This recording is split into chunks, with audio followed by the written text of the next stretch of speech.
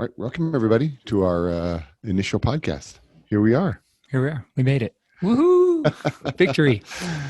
Welcome. So our podcast is Fairly Legal with Jones Wilson Injury Lawyers. Corey Jones here. All right, and I'm Justin Wilson. So this is our inaugural podcast. We're doing this in part because we want to be able to create a show where we can provide information, we can provide answers to questions. Sometimes it may be even questions you didn't even know you had. Yeah.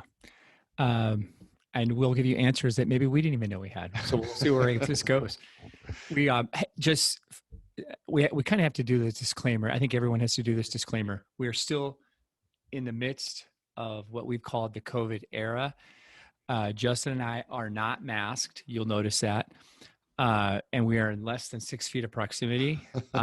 However, we have pretty much quarantined together, I would say. We were essential because when the courts closed, or when the quarantine hit and they really kind of had a stay-at-home order, there was an exception for law offices because they didn't know what the courts were going to do. They closed the courts, right. And so at first we didn't really know. So we spent a lot of dead time basically in our offices doing not a lot of anything. When it highlights, honestly, it kind of highlights as we get started, as we introduce ourselves. So if you don't know who we are, the introduction kind of coincides with why we really don't need to social distance, because most everybody, if you ever go to, they say, well, if you live in the same household, you don't need to. Corey and I practically live in the same household. Yeah. Corey and I have known each other, so you know who we are. I have been practicing law in the state of Nevada for 20 years in October. I was licensed in October of the year 2000. I was licensed October of 1993, 27 years. Yeah. So we've been together a long time. Because I've been with you the whole time. Your whole Correct. law practice, I've been part of that. So, well, like I said, I was licensed in October of 2000, but I actually came out here. So I moved here from Oregon, the great state of Oregon, by the way. I always like to add that. It is the great state of Oregon. I moved here from Oregon in 1999, actually originally before I actually graduated from law school. And I clerked at a law firm in which Corey was at. Yeah. And he and I have essentially been together ever since. Yeah. We've been business partners since 2005. So for the last 15 years, Corey and I have been actual business partners. Yeah.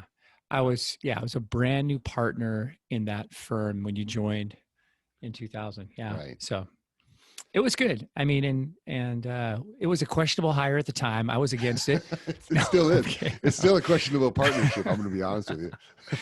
And the partner meeting, I still remember saying, I vote no, but I was overruled, but it worked out in the end for me. So I guess that's good. Yeah. We go everywhere together. I mean, we work out, we play golf, we are at the office, our offices are right next door to each other. And so we're constantly together. Which is important because we call the show Fairly Legal because there's going to be more than just legal issues that come up. Fairly legal. I mean, right. That's where the idea comes from. In it. We're going to talk probably about golf. If you're an avid golfer, you may want to tune in. If you have golf tips, that's great. Corey and I are avid golfers. Mm-hmm. If there's one thing I can say about COVID, it has shaped our golf game. Yeah. COVID has been, because I mean, when the courts closed, we do a lot of litigation, and we were doing a lot of depositions, a lot of court appearances, and then COVID hits, everything got continued, everything got delayed. We're wearing shorts right now. It has been 6 months since I've worn long pants to the office. I think I wore them once for an arbitration or something on Zoom, even though they couldn't see what was going on downstairs. I still feel weird, not wearing pants. I'm not gonna wear a white shirt and a tie and a suit coat and not wear the pants. I don't know. I can't do that. But the point of the show is things are still going on. Insurance issues are still insurance issues. People are still driving. And so we're going to talk about that. Before we do, as we talk about a little bit about ourselves and introduce ourselves, I have to introduce Corey to some degree because he is what you will find is somewhat of a unicorn in that he's born and raised. I moved here 20 years ago, never left, have no intention of leaving, and I love it here. But Corey is a true local, born and raised Las Vegas. Yeah. Thank you. Yeah. Corey has that Bonanza Bengal pride. Yeah. Bonanza Bengals, class of 1983. 1983, there were like 250,000 people in the Valley. There was, it was a small town. It's still, in some ways, it's still a small town. I just ran into somebody today and started, there's like, I can ask one or two questions until I can make a connection. So where did you grow up? What part of town? What high school did you go to? Boom, there it is. I'm like, oh, so-and-so. Oh, it's crazy. And if you are a local, or if you know a local, if you know somebody who's like born and raised here, like sure it's happened to you, because it happens to me all the time. We go out to grab something to eat. If he meets somebody who was born and raised here, he knows their cousin, he knows their brother or sister. I mean, it's just, Yeah. it drives me crazy. It's kind of like the Kevin Bacon game. You're like 3 degrees. There's 6 degrees of separation from Corey Jones. Yeah. And it's not even 6. It's like 2. If you grew up here, it's like 2.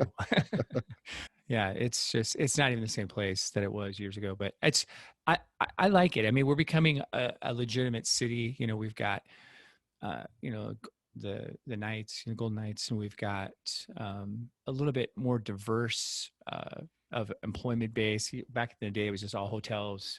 Everybody worked in the hotels. There's a few little businesses, Pepcon, whoops, which I was here for when that happened. Corey actually grew up where the New York is right now. The old, what we call the Old Dunes Golf Course. Yeah. If you were ever driving through town on I-15, there's that big genie who was on the side of the road. He's like, I don't even know, 50 feet tall or something, standing there with his arms crossed like this. And yeah, that golf course, there's no homes on it, but my dad was a golf course superintendent. So we lived like right in the middle of the golf course. Well, not right in the middle. We lived almost to Tropicana. So my brother and I, it was a super fun place to live, because we'd watch like basketball games, and the commercial would come on the basketball games during a timeout. We would grab an iron, a putter. We would run outside, play the par 3 right in front of our house, and we would be back inside before the commercial was over. It was crazy. It was fun. It was a fun place to live, fun place to grow up.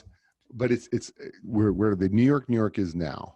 Your house is, as I understand it, and tell me if I'm wrong, but it's like it was in the area of where the hotel or the casino is. No, behind, like it faced Tropicana, and where the roller coaster is, my house would have been right underneath the roller coaster. And you can see off to the east a little bit from the roller coaster, there's like a one of those half circle Quonset hut things. That was like the shop where they kept all the golf course equipment and the whatever. And my dad's office was in there, and our house was just off to the side from that, maybe 100 yards from that.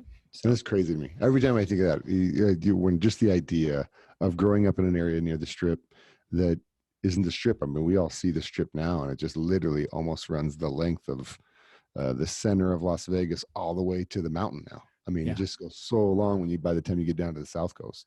I'd love to have those stories. I mean, in just the 20 years, it's funny because I moved up near Black Mountain in Henderson. And when I first moved there, it was a single-story house, and we had this view of the Strip. It was amazing.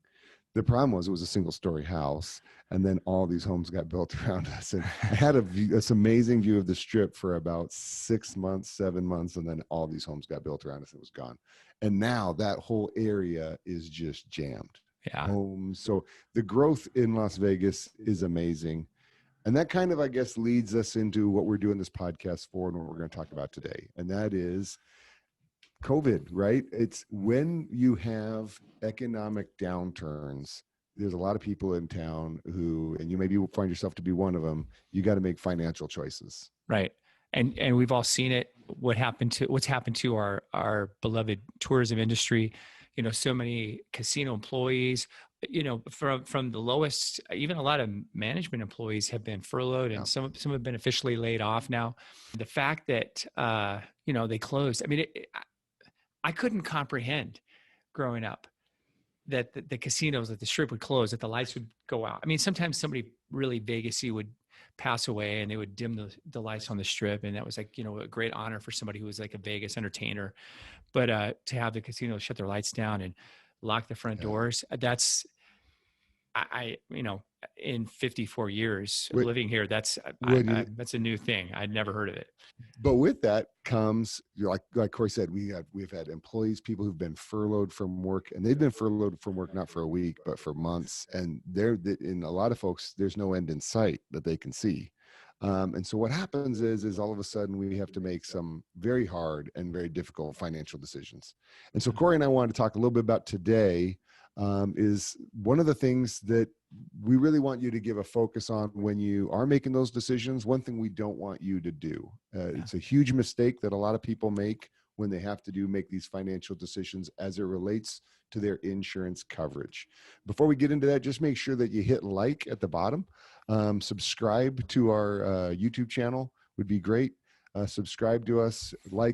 We hope you like. If you dislike and you want to troll us, you can. Please, we'd prefer you didn't, but if you have to, I mean, you got to do what you got to do.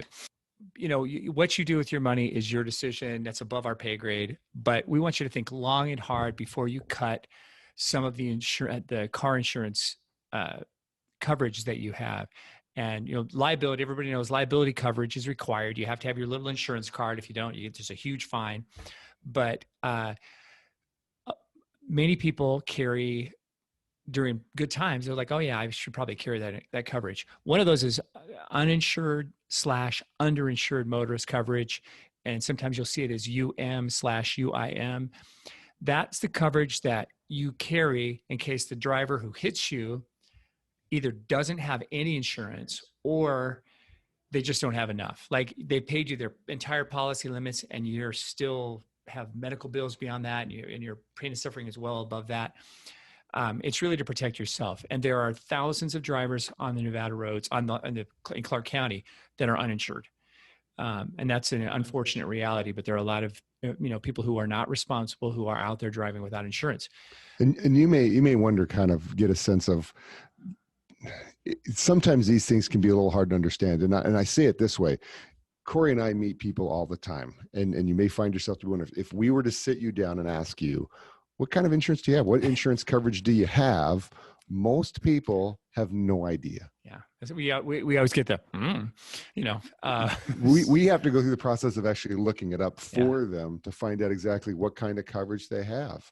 And so one of the things that you'd need to do, we'd encourage you absolutely, one of the things to do when you get done today is check and see what exact coverage you actually have. Because when you want to find out that you don't have something is not after you've actually needed it. Yeah. In a regular auto case, I don't remember ever a time when a lawyer has sued someone for going above their policy limits. And there's a big reason for it. Yeah. Because why? I mean, most of us live paycheck to paycheck. Most of us don't have, huge assets. Most of us don't have a ton of stuff. So, what's the point of suing somebody? Besides which, if you get a really big judgment, I'll just declare bankruptcy. Right. I'll just discharge in bankruptcy and goodbye. I literally just got that. I had a client who was owed money by someone, and there wasn't a lawsuit. I mean, they were owed money by somebody, and all of a sudden they come to me and they said, hey, I got this document in the paper, and it was the person that owed the money caused an accident. They got sued over their policy, and what they do, they filed bankruptcy. Well, they got rid of that lawsuit in the bankruptcy, but they also got rid of my client who they owed money to. Yeah. So the bankruptcy eliminated all kinds of things for them. But the one kicker is, and this is what happens, is that the statutory minimum for a policy is $25,000. That's what the minimum amount is. And that's what most people are going to be driving around with. That means that if they cause a car accident, they hurt you, their insurance company, State Farm, Farmers, whatever, they're not going to pay more than $25,000. That's it. That's it. Yeah. And so once that happens, they're going to wash their hands. They're going to be done and say, hey, we're done. We paid our 25. Well, what happens if they hit you and they cause a $100,000 problem? Yeah. They're going to go, we're paying our 25 and we're done. Underinsured motorist coverage is designed to step in to help make up that difference. So it's designed specifically to protect you. Yeah. And that's why we say, don't get rid of that if you're worried about how I got to pay premiums, or because the premium for that coverage is small in comparison to the benefit that it provides to you. Yeah, absolutely. I mean, I've been in 5 car accidents. My first one was in 1987. May have been my fault, a little up in the air. Sorry, Dad. I wrecked my dad's truck. It was loved this. He loved this old Ford truck he had, 4-wheel drive, his big F-250 and stick shift. And I love driving it. But ever since that accident in 1987, every other accident I've been in has not been my fault. And fortunately, and I wasn't seriously injured in any of those accidents, so it didn't come into play. But it's much more likely. My point is that it's much more likely that you're going to get in an accident caused by somebody else, and that your UM or UIM insurance may come into play. Yeah. Cost. So you go to the ER, or you go to the well, you go to get an ambulance, go to the ER, and have some X-rays done. You're already looking at $12,000-$13,000 potentially. Oh yeah. And you know, and you haven't even started treating for any of the other injuries that you have. So then all of a sudden, they say, well, here's the 25, and you're like, oh, well, wait a minute, that's not enough. But that's all he has. You know, if you don't have underinsured motorist coverage, you're done. Yeah, I mean, you're on your own. I had a client who was hit by a car. He was a kid. He's 17 years old, riding a bike. He got hit by a car. He got stitches in his chin. He kind of split his chin open, got some stitches. $18,000 bill from St. Rose. $18,000. And the reason was because he got hit by a car. What are they going to do? They did a CAT scan. They did an MRI. Everything came back negative. All he really wound up getting was 18 stitches in his chin. $18,000 in medical bills. That's how fast things can happen. Now, that doesn't mean that if you get hurt, you shouldn't go to an emergency room. We're going to have podcasts going forward that explain all kinds of things that you can do and should do to protect yourself. And so if you get hurt, you absolutely should go to the emergency room. What we're highlighting is that the insurance for the guy that hit you may not be able to cover everything as far as your injuries. And that's what Underinsured Motorist does to kick in to help you out. We see it a lot, particularly in people who they have their kids. You know, I don't know how many of you got what we like to call classic cars. I love seeing them. If you're driving one, I love you. I love seeing Jeeps and these 1999 Ford Rangers that are worth about $1,800, but they got like the classic vehicle license plate. And everybody always tells me the same thing if they get into a car accident. Well, I just get the minimums because it's a classic car. It's an old car. And I'm thinking, that's great that you have a very small policy to cover the property damage of this car. But if somebody hits you, they could hurt you really bad. Yeah. And we, you know, when somebody gets in a car accident, they're always wondering about the property damage. They ask me, so how should I get my car fixed? Where should I take it? And I said, well, remind me, what kind of car do you have? And they'll be like, oh, it's a 19. And I'm like, stop you right there. Your car's not going to get fixed. Under the law, if the damage to your car exceeds 65% of the value of the car, it's a total loss. And if it's a 19, I don't care what it is, a 19, whatever, it's going to get totaled out anyway. So your car's what, like $2,000, $3,000. When we see it a lot, the big kickers, we see it a lot with kids. I mean, somebody goes out and gets an old car for their kid. They go out and they spend $1,000. Yeah. They go out and spend some money for their kid, and they get a bare minimum. Then somebody drills their kid's car and can really hurt their kid, but there's no underinsured motorist coverage on it because they got such a minimum policy. And so we highlight, it's one thing to get a policy to cover the vehicle. You got to make sure that you have insurance to cover the body that's inside that vehicle. Yeah. Way more important. Yeah. And, we're worried going into this because we saw this back in 2007, when the economic downturn hit. And, if you remember, if you were here then, like 80% of the homes in Vegas were upside down. In terms of the equity and, just everything was rough for those few years. And we just had so many people come through who had, just months before had canceled their UIM insurance because they're like, it's tight, we just made a cut there. And I get it. Everyone has to make tough choices for their own families, and it's ultimately your decision. But we just want you to think long and hard about it before you just go, oh, well, I don't need that. You may. It's more likely you're going to need that than you're going to need your liability coverage. I mean, you need liability because it's the law. So obviously obey the law. But or even if you're not cutting it, when you're just deciding to get your insurance, when you're picking insurance, a lot of people, Corey and I have talked about this before when we talk about, because clients have come in and they'll tell us, we'll get a letter that says it's what we call a rejection letter. I just got one today. One today. It means the client, when they were shopping their insurance, they literally rejected. There's a check you got to do, and you check and you say, I reject this coverage. And it's brutal because you're sitting there thinking you needed this right at this moment and you rejected it when you didn't think you ever would. Be careful about doing that. Underinsured motorist coverage, uninsured motorist coverage, it kind of goes together, and get it. Don't reject it when you're shopping your insurance. Get it. You don't have to get crazy amounts, but just get it. It's designed to protect you. It's the one policy that's designed to protect you in a car accident as opposed to just protecting the other person. You have to protect the other person. When you get your liability policy, you got to get it to register your car. But at the same time, like Corey said, you're more likely to get hit by somebody else than to cause it. You got to have that policy to protect you.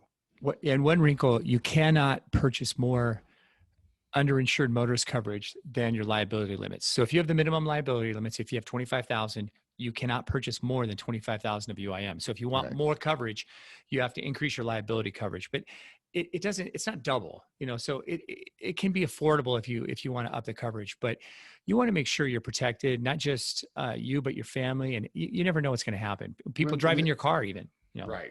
And one of the main reasons why we say you want to be protected is because if you ever need it, use it. I mean, we have people all the time that come to us and go, well, wait a second, if I get this policy and then I use it, it's going to impact my rates. Yeah. No one's ever done that. They just said, but Justin, will my insurance rates go up if I use my UIM coverage? No, I get that every single time. I get clients who are so afraid of using their insurance to do anything because they're afraid of their rates. Yeah. One of the points of this show is to eliminate myths. And that's an absolute myth. That does not happen. Can insurance carriers raise your rates for every year because of just time? Sure. But they can't raise your rates because you're using a policy provision that has nothing to do with fault. You didn't cause the car accident. You just need to use it. Corey he uses this example for his clients all the time, and I love it. Which one?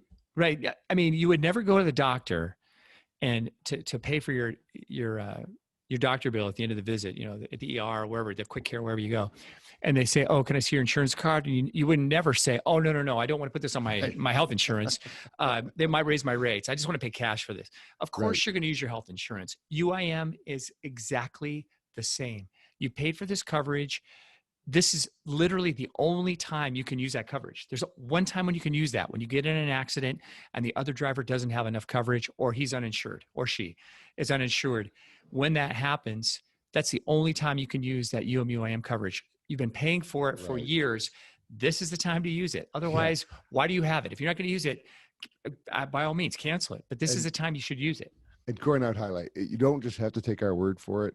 At the bottom of the show, in the description, we're going to have links, and there's a link to the statute. There's actually literally a statute in the state of Nevada that prevents insurance carriers from raising your rates in this. Right. Literally says that's prohibited. They can't do it. Well, you can attach links so you can go there and read that for yourself. We'll include that in the show links. But yeah, they can't do that to you. So don't fret or stress about using insurance that you've paid a premium for like that. Yeah, this is it. This is your shot to use it. Yeah, but there's a lot of people who really resist. They feel like this isn't my fault. Why should I? And I get it. They want to push everything onto the other driver. And the nature of uninsured motorist coverage or uninsured motorist coverage is such that you can't access it until I've exhausted every other option, but from the third party. So if they have other policies or if they have other things, all the other insurance has to be exhausted before we can trigger your policies. So trust me, we're going to go after, I'm going to go after the other driver, but if they're out of insurance, let's use that extra coverage that you have, because one, it covers all your medical bills, and two, it may be your only source for pain and suffering for this accident that you've happened. Because the first coverage amount, the $25,000, that may just cover your medical, may not even fully cover your medical bills. And so you've received nothing for your pain and suffering, for your lost income. None of those injuries are going to be covered. So that's why you carry that UIM coverage, so that you can at least get, compensated when that happens. Right. And I would tell you, this really is something that you need to educate yourself on, because I have literally had insurance agents Agents who I don't think are trying to burn their client, but they don't understand how some of these things work. I've had insurance agents kind of steer clients away from using their own Yeah. insurance Yeah. because Yeah. they're afraid of the claim. Like, oh, I'm afraid of you making the claim. And I'm like, that's not a thing. You don't do that.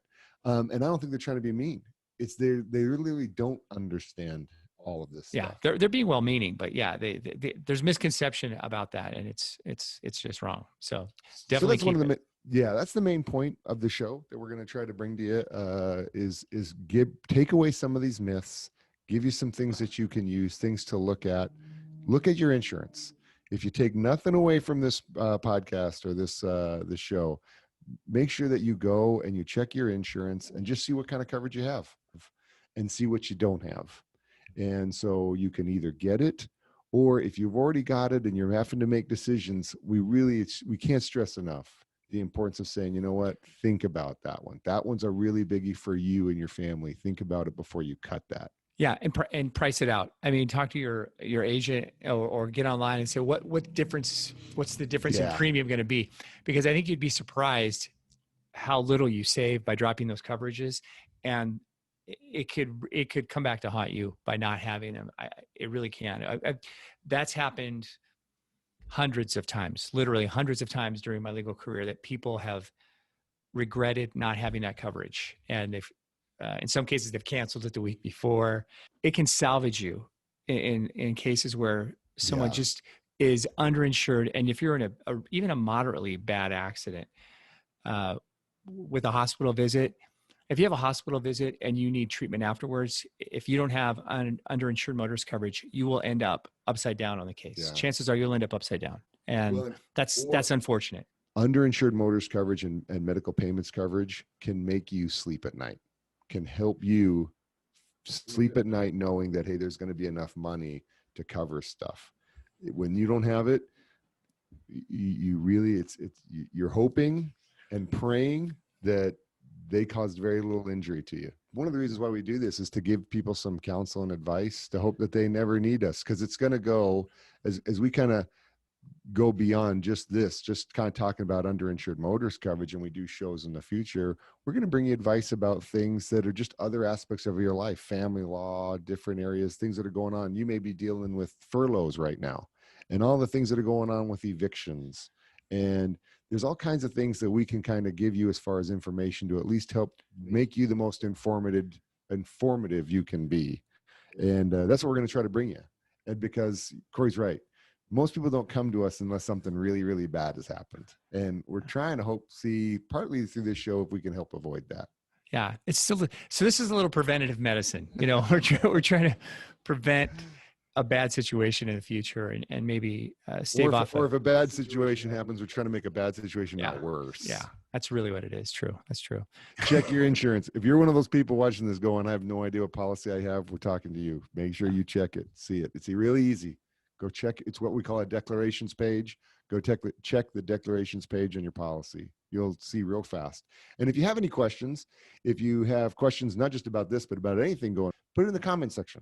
It may be a great show for us to do, give you people some ideas as to how things work, how the legal system works.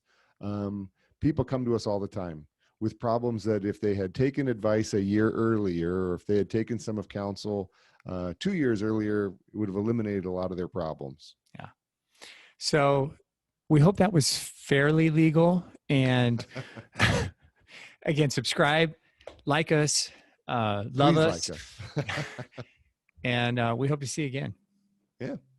All right. Look forward to it. Make sure subscribe. We'll talk to you guys later. Thanks, everybody.